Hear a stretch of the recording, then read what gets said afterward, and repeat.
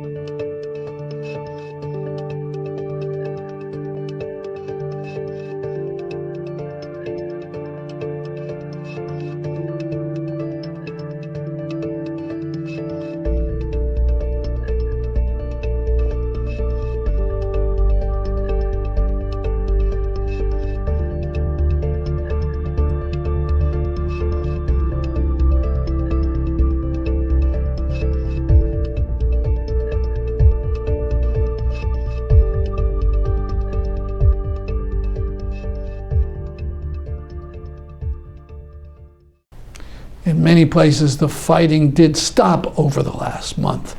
And wherever the fighting ceased, there were demonstrations against the regime and against some of the Islamists. This one, with incredible bravery, took place in Sweden, an area dominated by the Assad regime.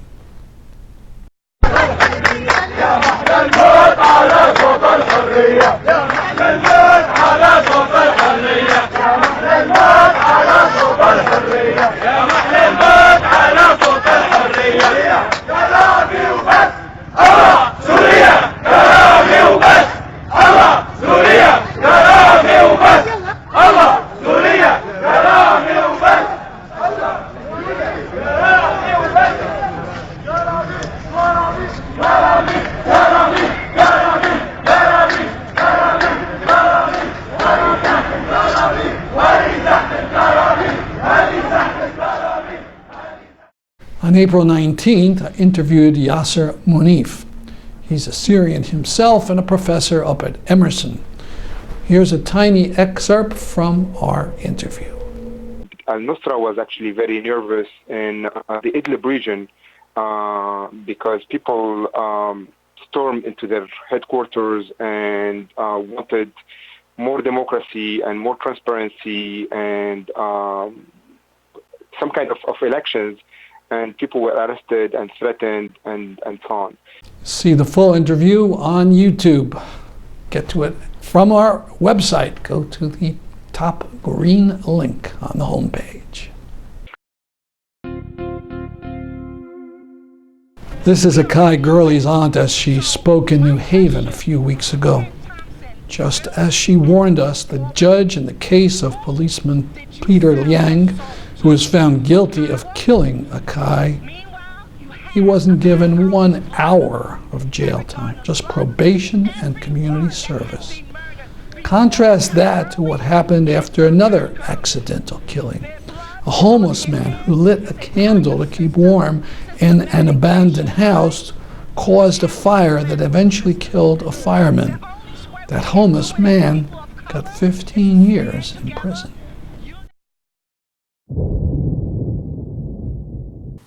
And one of the things we say everywhere we go, the kids call what we do, Dr. King called it direct action. The kids call it turn up. Everybody say turn up. Turn up. See, y'all didn't even say it right. Some of y'all ain't heard it yet. Yeah. How many of you, that's the first time you've ever heard that term? That's the majority. So can the folk that have heard that word before, would y'all say it the way it's supposed to be said? Turn up. Turn up. You see there's a little bit of an attitude with it. There's a little swag on it, right? Turn up.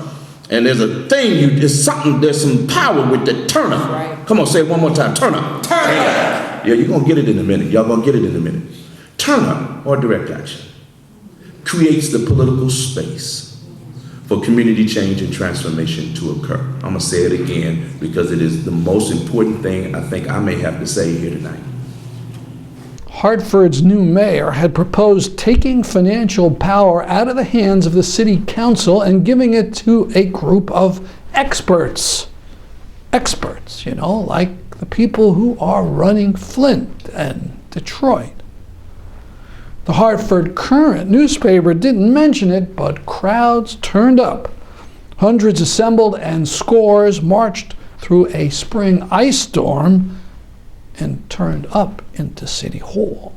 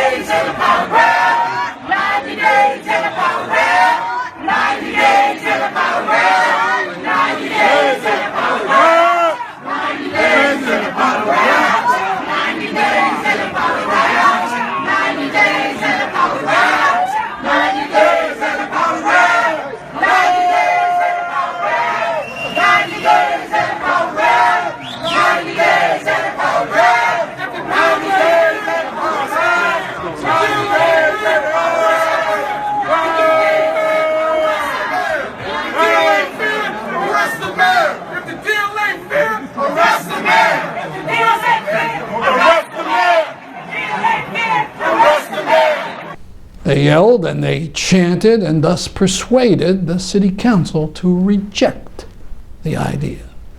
Here is Bishop John Selders of Moral Mondays, Connecticut, explaining what happened several weeks later. We partnered with a number of different organizations, the Do Justice Coalition, and we turned up at the LOB. And what I'm told is it's one of the first times in history here in the state of Connecticut that many people descended into the rotunda of the Legislative Office building. Now, I find that kind of fascinating in and of its own, but I'm not going to talk on that. I'm going to just say that that was something historic, as I've come to understand. And we then asked and we negotiated that if we were a part of this thing, that this coalition would also go with us and we'd walk from the Capitol to City Hall. Because there was a thing, our mayor, God bless his heart, in the first 90 days of him taking office, has summarily declared that the city council is incompetent to handle its own money. It can't write the checks. It can't keep the books. It can't balance its budget. We needed a state-appointed committee to help us do this. And so he has proposed legislation at the state, SB 464, to take the budgetary governing power. The name of the committee would become, if so ordered, the Fiscal Sustainability Committee.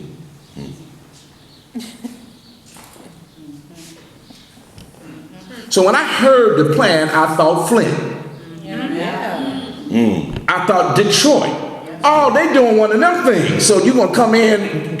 I mean, literally within the first 90 days of our mayor in Hartford taking office, he has proposed it. Well, how many of you know that's no. That's a no, right? That's a no. And the community started talking. Now, Black Hartford elected this dude.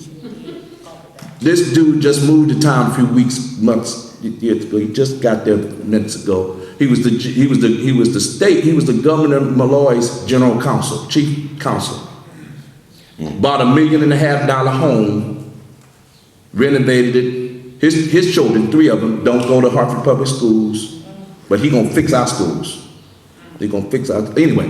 And I kept asking, he's changed, we need change. The last 50 years of Hartford local politics says every candidate that has come in has run on the slogan, we need change. This ain't new. Right. Anyway, I'm talking too much. So we decided we was gonna go from the State House to the City House and show solidarity with workers both at the state level and at the city level, because what they are talking about are the cuts that all of the unions, the police union, the fire department union, right? The city workers union, all of them are going to take major hits if in fact this sustainability project, this 90 days and a power grab gets put into place. So we walk out of the LOB. We made one stop at our mayor's house, which was strategically in between the State House and the City House. And we turned up there for a few minutes.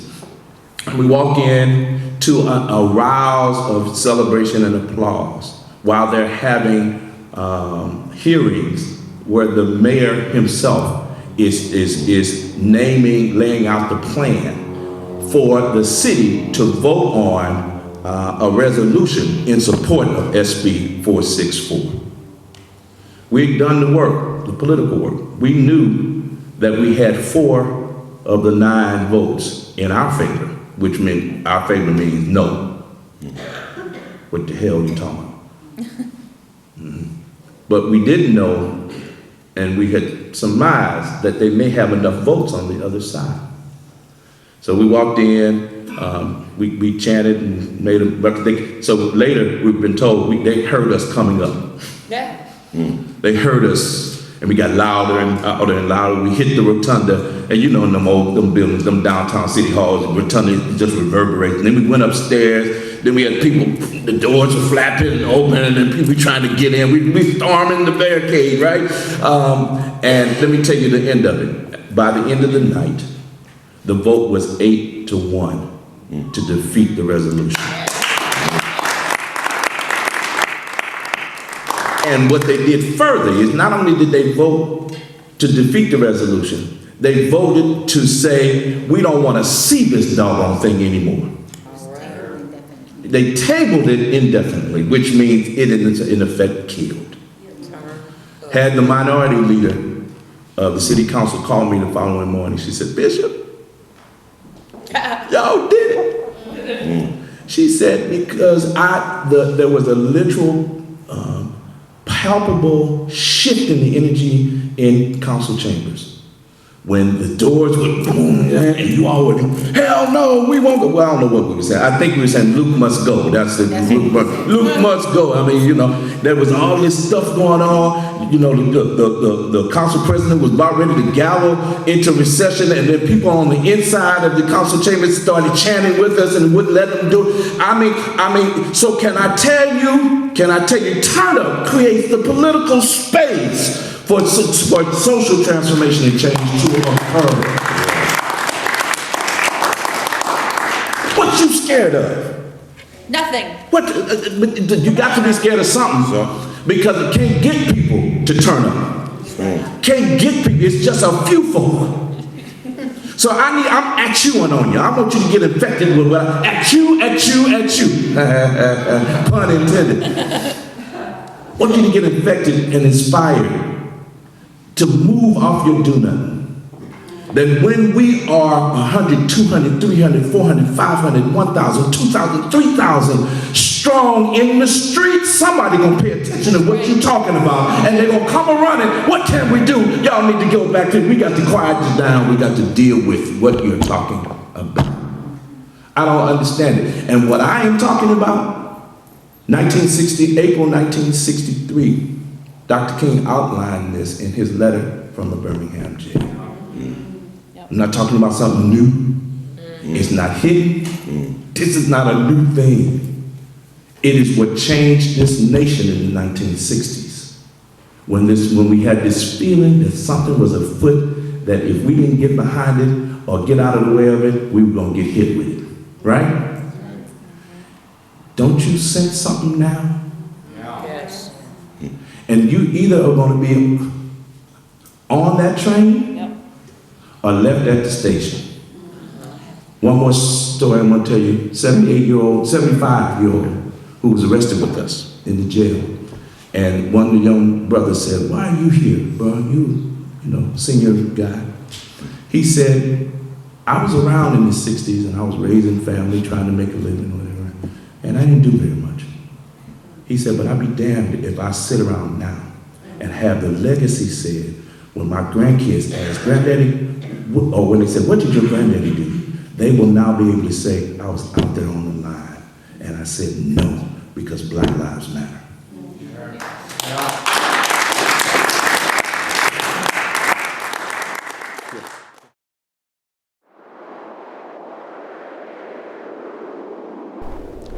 Now, talking about the lowly status of women and our dear ally, Saudi Arabia, Ebthial Mubarak, a Saudi journalist, and Kristine Beckerle of Human Rights Watch.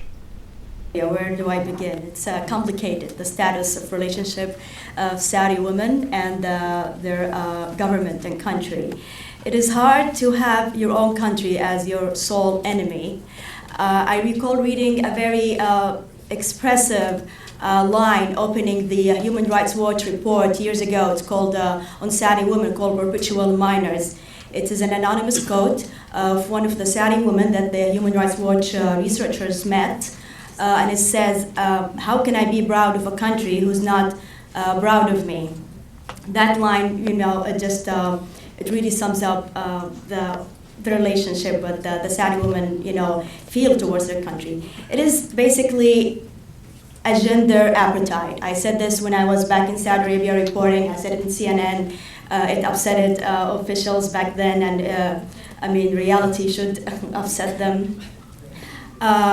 Basically, you wanted me to explain to you, to walk you through the life of Saudi women. Saudi women are highly educated.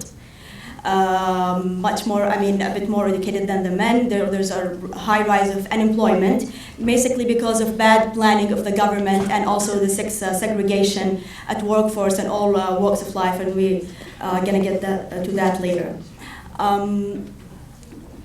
Basically, if you are a Saudi woman who are born in a house that is in a household, in a family that's a little bit more open-minded, you can really get a lot of things done. But that's a privilege that the majority of women don't have. So it is basically up to your legal guardian to decide for you what to study, where to go, to travel or not, and there are very little even things in your life, like issuing an ID, or going to have an operation at the hospital even. The very big things that are really small things. You are totally dependent on your legal guardian. That could be your father, your husband, your brother, your cousin, your uncle, or even your son. But really this is, having all this authority in the legal male guardian, a male figure in your life, the absence of law and accountability, it really turns the monster really in men. If you give so much power to anyone, all these terrible cases, the bad treatment of Saudi women is not because Saudi women are inheritedly, by DNA, are hate women. It's because they have all this power in their hands, and if you have that much power, there will be an abuse of power. I'd like you also to know the Saudi women that want you to speak out and want your help, but they also, it's very important to mention, as the media mentioned or clarified at the beginning of the conference, this is not about Islamophobia or victimizing certain groups or patronizing, others. There has been a lot of work that Saudi women are doing on the ground, but it's incredibly hard and very, very difficult due to the ban of civil society in Saudi Arabia. Since the establishment of the country, there are no independent NGOs, there are no student clubs at the universities. We don't know each other to begin with, so we can collaborate and work on things that any regular civil society in any country would do. What I've been doing for the last 6 months or so is doing an update of the Perpetual Minors report that Ebthial just mentioned. So looking at the male guardianship system sort of in depth and trying to unpack, because I think a lot of people will say quite briefly, the male guardianship system is the biggest impediment to women's rights in Saudi Arabia, but they won't do a deeper dive as to what that actually means to a host and a range of women's rights in the country and to the very, as Ebthial was mentioning, the very day-to-day things that it affects and impacts. So I was hoping to start off just with a quick vignette of what one of the women who I interviewed over the last couple of months said to me when talking about the male guardianship system. So this woman is 44 years old. She's a 23-year-old son. She has been a teacher for years, for decades. And we were talking about her difficulties with the male guardianship system. So I was asking her immediately, who is your male guardian? And what she says to me is that she's been going through a process of transferring her guardianship from her father to her son because her father is very old and sick. And she says, my father is so old, and in every legal movement I need a male, so I had to transfer the guardianship. I have a piece of paper that says my son, again 23 years old, she's 44, is the legal guardian of me. It sounds stupid and silly, but it is the only way to make my every movement easier. She didn't go to court to transfer the guardianship. She sent her son and her ex-husband. And then she says, I should go to court, but it is strange because in my country they don't think of women like a complete person, so they prefer to deal with men. It can mess with your head and the way you look at yourself. How do you respect yourself, or how can your family respect you if he's your legal guardian? It is hard. So, and I think the one sort of message that I want to get across is a lot of the times when people talk about the male guardianship system, and particularly when members of the Saudi government talk about the male guardianship system, they'll blame the fact that it is continuing on Islam, society, culture, and I think that there are certain aspects of the male guardianship system, because it's not really a monolithic thing, right? It manifests itself in a variety of different practices, laws, regulations. So there are certain aspects of it that are informal and that are enforced by men or employers outside of the government's control. But there's other aspects of it that are very much government enforced. And the reason I want to emphasize that is because as soon as anybody says to you, it's Islam, it's culture, it's society, well then you say, but in this regulation, on this government website, you say explicitly that you require male guardianship for X. So, for example, everyone always talks about women's driving, but the imposition of restrictions on women's movement goes far beyond driving. So, for example, according to the Ministry of Interior, so this is formal government policy, a woman cannot apply for a passport, cannot renew a passport, and cannot travel abroad without a male guardian signing off.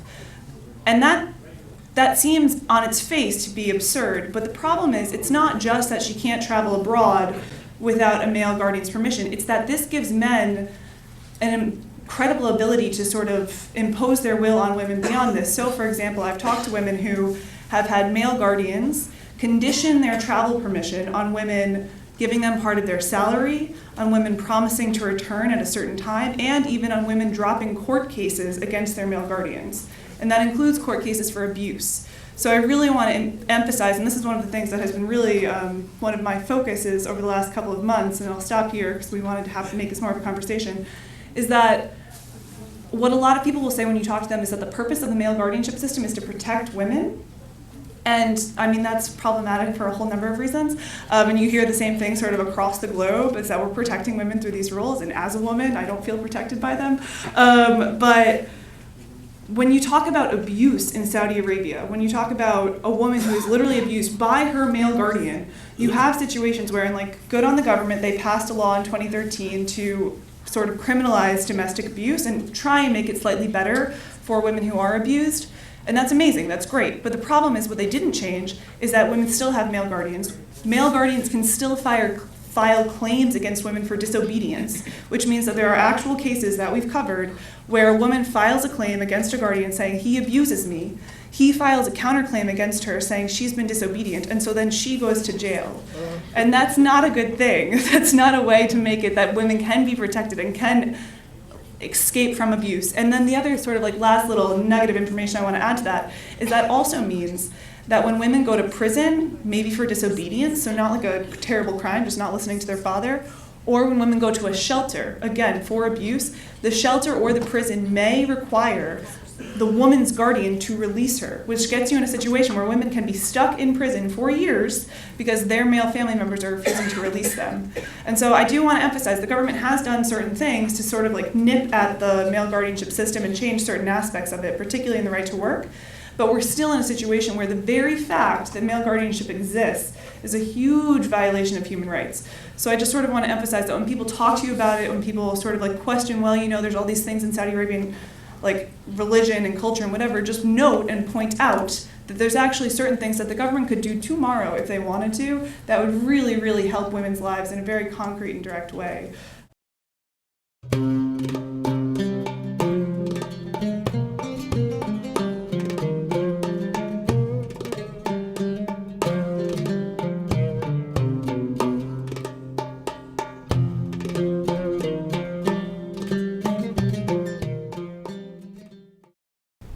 That's our program for today. See you next week at this time. I'm Stanley Heller. This has been The Struggle.